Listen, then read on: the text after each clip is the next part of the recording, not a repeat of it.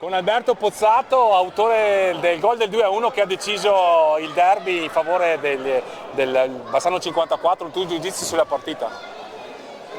Diciamo dai che alla fine siamo riusciti a portarla a casa, quello era l'importante.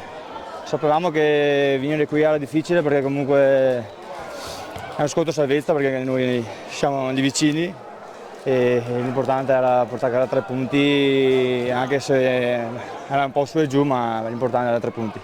Come hai visto il Braganza, visto che siamo qui al Palaferrarin?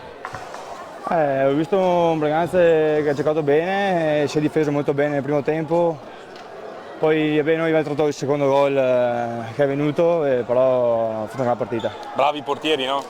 Gran Mattia Valona, ma gran Chico Veludo che ha chiuso proprio la sala ginesca e ha fatto un partitone da paura. Sulla tua stagione, che giudizio dai fin qui?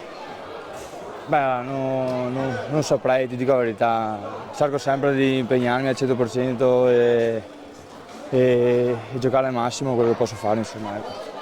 Beh, allora lo dico io, la convocazione in nazionale ha premiato sicuramente il tuo percorso di crescita che è iniziato fin dalle giovanili e è stato importante secondo me anche l'apprezzamento che ti ha riservato lo stesso gruppo social dell'Hockey Sandrigo, no?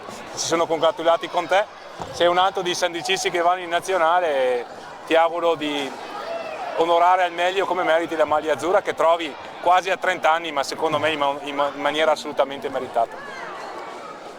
Ti dico la verità, è un po' inaspettato perché me l'aspettavo, però molto contento perché comunque lavorando tutti i giorni, impegno, sacrifici, stando umile, vedo qualcosa, quindi sono contento. Ecco. Buona convocazione, buona prosecuzione di stagione e ancora complimenti Alberto. Grazie mille.